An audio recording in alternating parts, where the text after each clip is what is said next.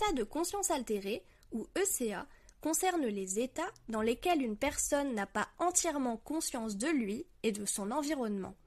Le patient sera plus ou moins éveillé et plus ou moins conscient de ce qui l'entoure, de son corps, de ses pensées et de qui il est. L'ECA le plus connu est le coma, mais il en existe d'autres. Ces patients sont de plus en plus présents dans les services de prise en charge, pourtant, l'intervention auprès de ceux-ci est encore méconnue des orthophonistes et des autres professionnels paramédicaux qui n'ont pas accès à suffisamment d'informations sur ces prises en soins. Pourtant, ceux-ci ont un rôle important à jouer auprès de ces patients. L'orthophoniste intervient par exemple en ce qui concerne la déglutition, la phonation, la respiration, la communication et la conscience de soi et de l'environnement. Il a également un rôle d'informateur auprès des familles qui sont en demande d'informations mais jouent aussi un rôle essentiel puisqu'elles permettent, entre autres, aux professionnels de mieux connaître leurs patients et qu'elles repèrent rapidement des tentatives de communication de la part de leurs proches.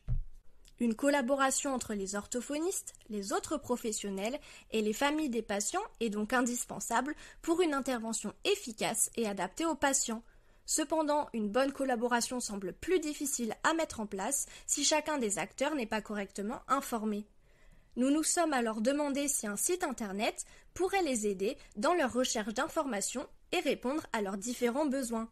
Nous les avons interrogés à ce sujet à l'aide de questionnaires. Nos résultats ont montré que les familles comme les professionnels connaissent peu, voire pas, de supports d'information ou d'associations à ce sujet. De plus, ils estiment ne pas avoir suffisamment accès à des informations sur les ECA et leur prise en soin. Les orthophonistes nous ont indiqué se sentir peu formés et ont du mal à trouver des informations utiles pour leur rééducation. Pour finir, 93% de nos répondants trouvaient intéressante la solution d'un site internet. Grâce aux réponses au questionnaire, nous avons élaboré le site eca-info.fr qui comprend une partie accessible à tous et une partie pour les professionnels.